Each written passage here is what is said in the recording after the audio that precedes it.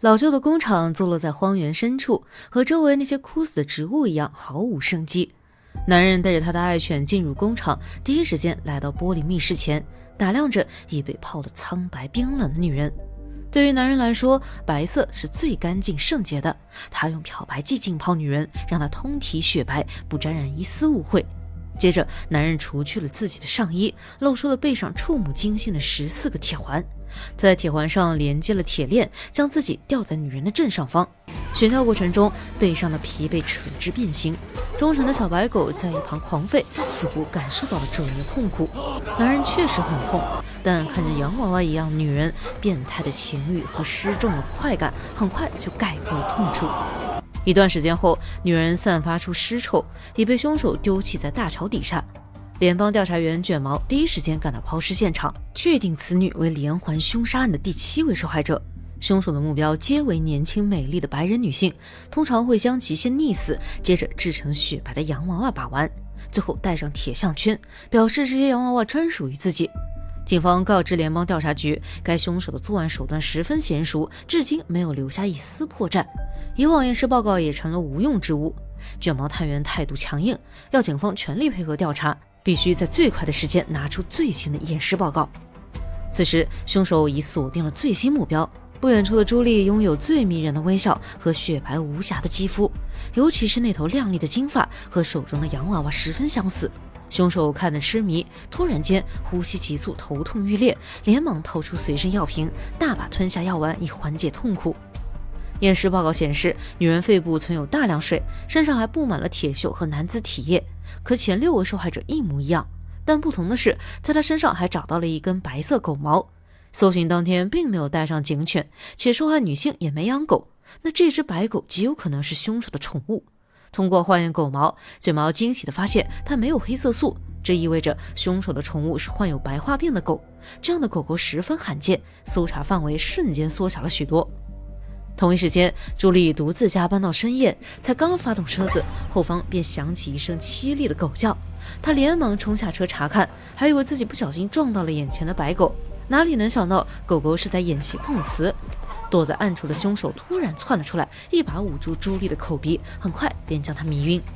朱莉失踪的消息传入联邦调查局，前7起凶杀案都是时隔几个月才犯一次，但距离上一位受害者死亡不过6日，凶手便按捺不住抓走朱莉。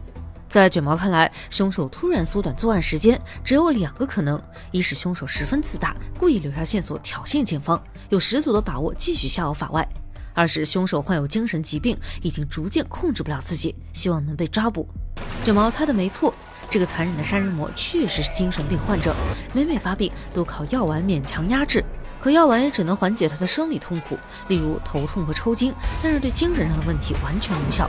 靠着白化病狗狗这条线索，警方联系到一间宠物店，得知3年前有个男人买了一条白化病幼犬，且给狗狗上了户口。饲主一栏赫然写着凶手的名字卡尔。锁定卡尔的住所后，卷毛在高处安排了几名狙击手，还让特警队员围住门窗，做了最精密的部署。等他一声令下，敢死队全体出动，绷紧了神经在屋内搜索。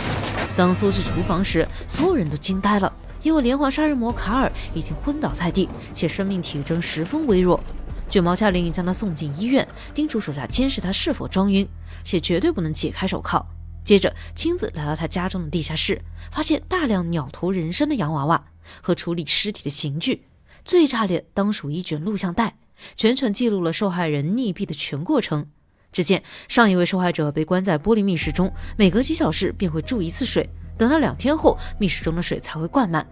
卡尔似乎很喜欢慢慢折磨受害者，最大程度拉长死亡时间线，充分享受他们濒死前的绝望哭喊。此时距离朱莉失踪只过了几个小时，她极有可能还活着，但她的下落就只有卡尔一个人知道。卷毛火速赶往医院，从胖医生口中得知卡尔再也不会醒来，他的肉体虽然还存活着，但精神已经永远坠入梦中。原来卡尔患有名叫惠伦氏的罕见疾病，是精神分裂中最严重的一种。这种病源于病毒侵害大脑，但病毒会一直在大脑中潜伏，直到遇到某种诱因才会突然爆发，进而破坏神经系统。纵观以往的惠伦氏患者，他们的诱因大多和水有关。卷毛恳求胖医生下猛药唤醒卡尔，无辜的朱莉不知被他关在了何处，不到40个小时，他就会溺毙身亡。胖医生告诉卷毛，精神类药物对惠伦氏患者无效，虽然无法唤醒卡尔，但可以找入梦者进入他的梦境，和他的精神世界搭桥。胖医生所说的入梦者名叫阿美，是一名儿童心理学家，在精神疾病研究中心工作。在这里也有一个坠入梦境无法苏醒的男孩，阿美反复进入男孩小华的内心深处，试图将他带离噩梦，但一到关键时刻，小华的另一个人格已经化身怪物攻击阿美，使得他不得不终止入梦。入梦治疗的项目已经持续了18个月，小华父亲见没有半点效果，对阿美越发不信任，甚至开始质疑入梦项目的有效性。阿美坚信自己已经触碰到小华的内心深处，恳求小华父亲再耐心等待6个月。他告诉同事黑姐，既然在小华的梦境中无法掌握主动权，为何不转换思路，把小华带进自己的梦境中？黑姐立马打断了阿美，她认为这样做太过危险。要知道，进入他人的梦境可以随时按下手中的芯片叫停，但在自己的梦中不能说醒就醒。假如一不小心在入梦实验中死去了，那么现实中的肉身很有可能会跟着死去，没必要为了工作赔上自己的性命。We reverse the feed and we bring Edward into your mind. Can you imagine his shock when he finds that he's been thrust into this whole other world? I do it all the time. Yes, but you're a willing participant, Catherine. You're aware of what's happening. Edward's in a coma. And besides, we don't know what effect it will have on you.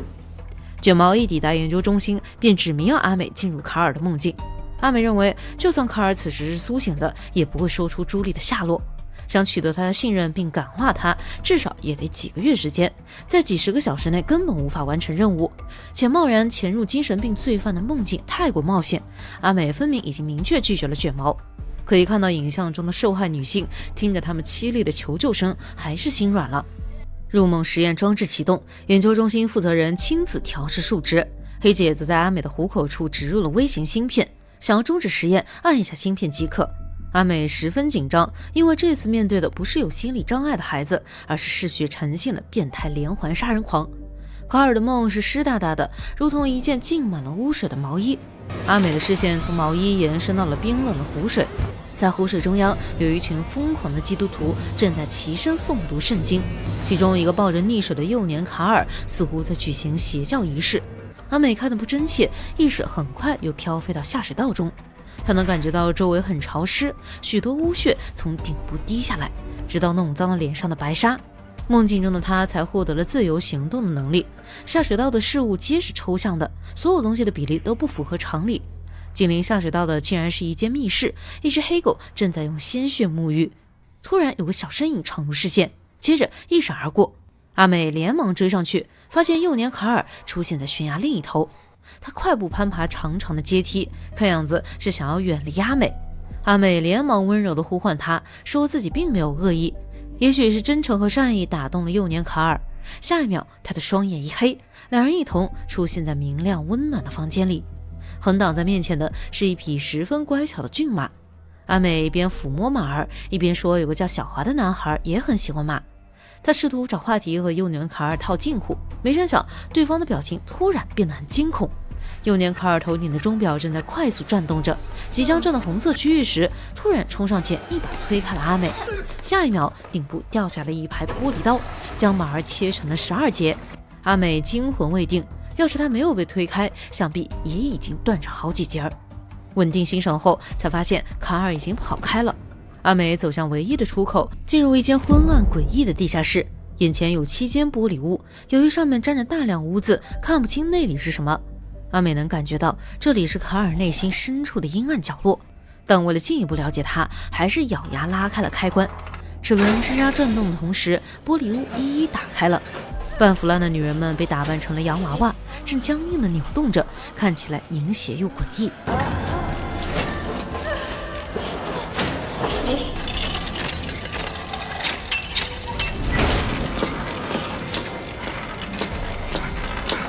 一个浑身肌肉的金刚芭比悄悄出现在身后，只一击便打昏了阿美。她被一路扛进了大厅里，重重丢在地上时，才逐渐恢复了意识。只见一个高大的男人坐在王座之上，他身后镶有14个铁环，长得和卡尔一模一样。当他步步逼近时，阿美的心几乎要跳出来。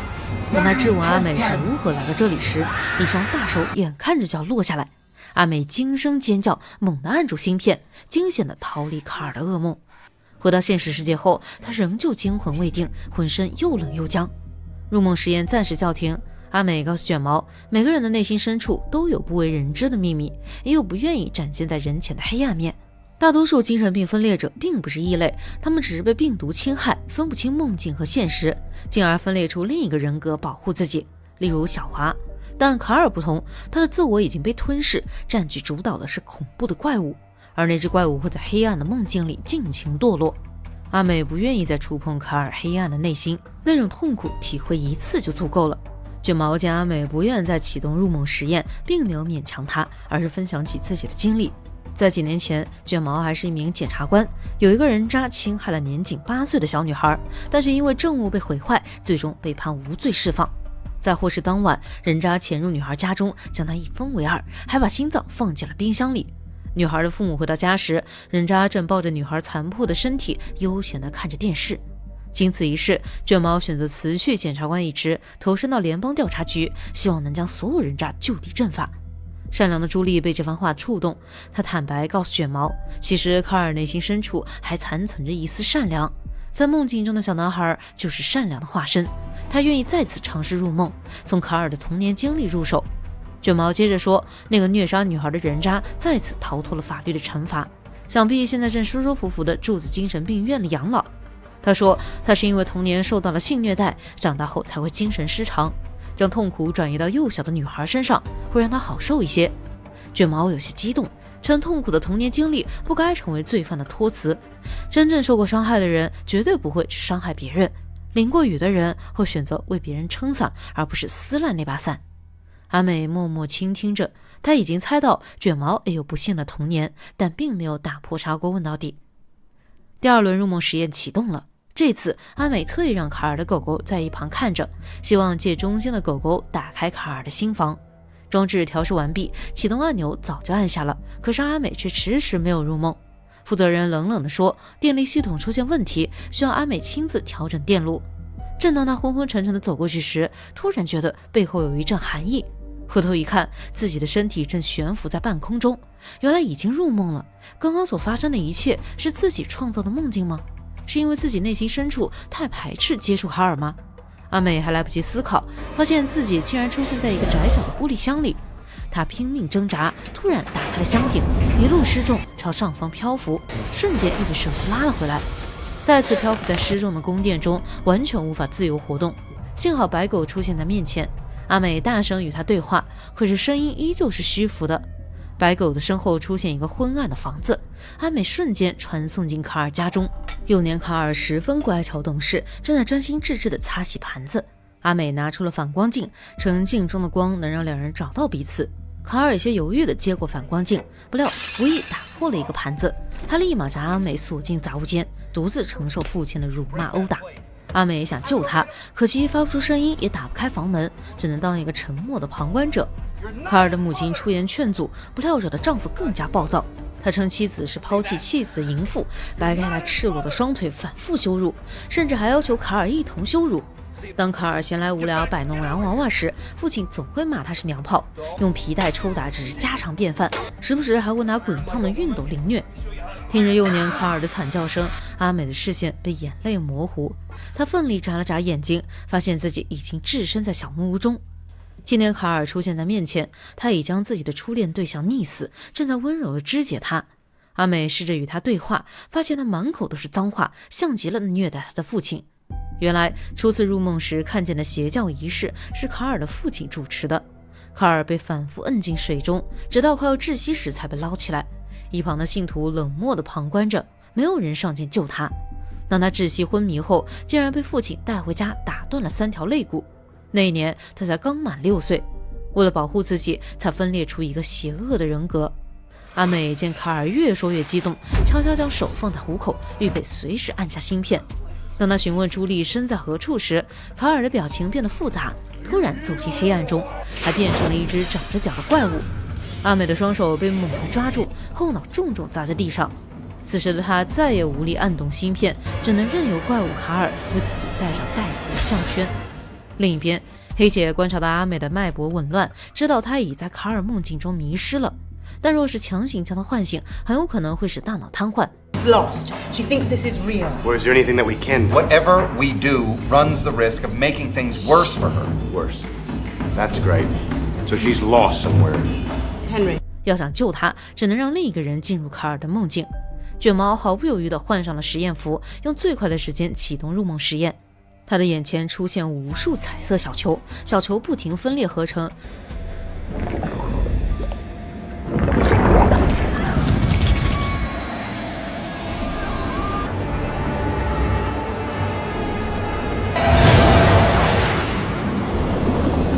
最终勾画出了一片干涸的土地，有3个一模一样的女人坐在土堆上，说出截然不同的3句话。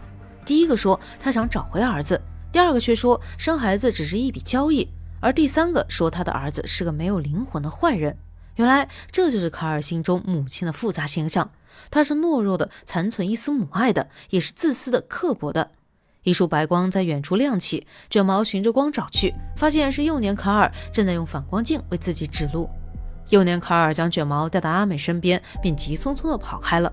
此时的阿美已经失去了自我，成为了怪物卡尔的玩具。卷毛试图唤醒他，但却反被他的美色迷惑，没发现怪物卡尔已经悄悄出现在身后，突然用红布罩住了卷毛的头。红布摘下时，卷毛已被绑在了木板上。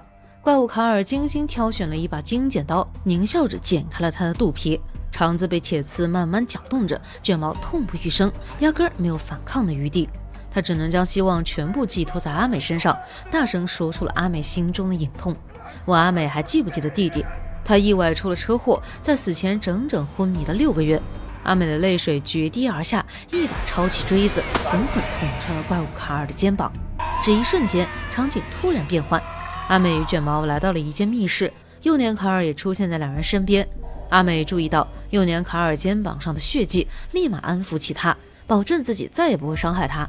渴望爱的小男孩紧紧抱住了温柔的姐姐，贪婪地感受着从未有过的温暖。卷毛则注意到一旁的水箱，泡在水中的女人像极了那些被漂白的洋娃娃尸体。他仔细检查水箱，发现了一个无比熟悉的图案。他恍然大悟，显然已经有法子找出朱莉，而幼年卡尔已经没了利用价值，于是连忙拉着阿美离开。就在这时，怪物卡尔突然现身，一把掳走了小卡尔。阿美十分担忧，与小卡尔约定自己一定还会再来。话音刚落，手中的芯片被卷毛按下，2人一同回到了现实世界。原来梦境中水箱上的图案和卡尔地下室中升降板上的图案一模一样。卷毛通过经销商找到了工厂，发现那正是卡尔的工作地点，而阿美则留在实验室中。一旁的卡尔呼吸急促，看起来非常痛苦。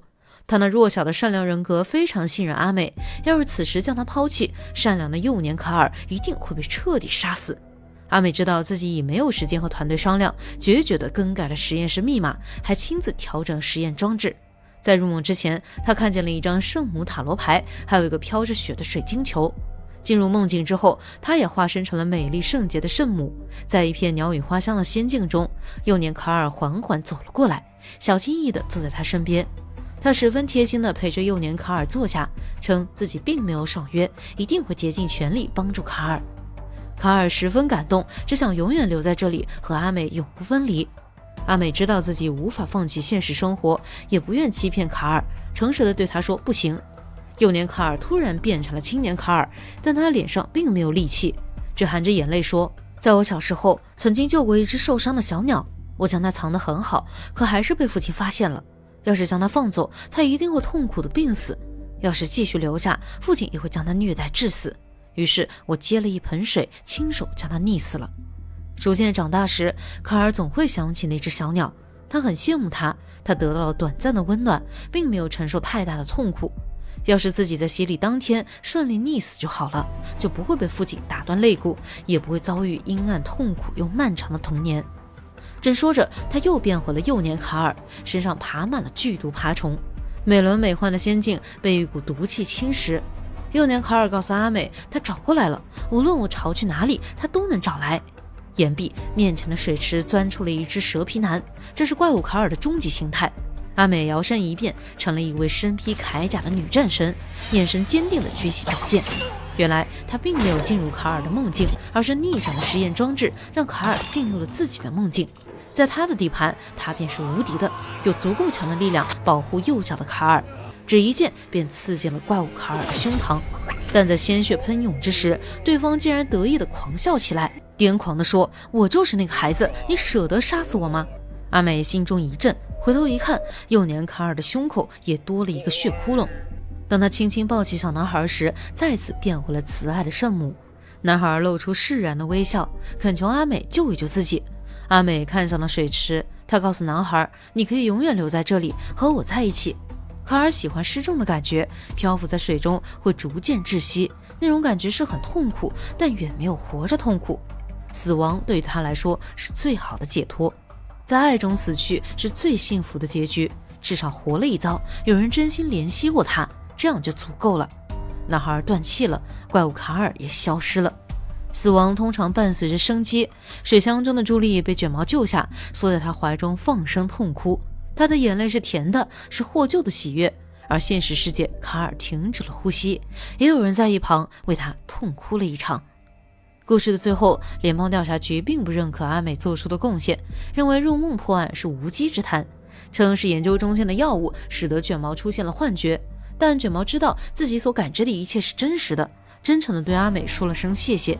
其实阿美并不在意世俗人异样的眼光，她收留了卡尔的狗狗，逆转了实验装置，让小华也进入了自己的梦境。在未来还会有无数患有精神分裂的孩子来到这里，他们都会被爱解救，被阿美那强大的内心包容，会有无数幼年卡尔从痛苦的深渊中走出来。入侵脑细胞是一部艺术价值颇高的作品，精美的画面构图和色彩的碰撞是最大特色，还致敬了不少著名的画作，剧情也十分前卫有创意。总的来说是非常值得反复回味的，有兴趣的宝子一定要抽出时间看看原片。下次见啦，爱你们！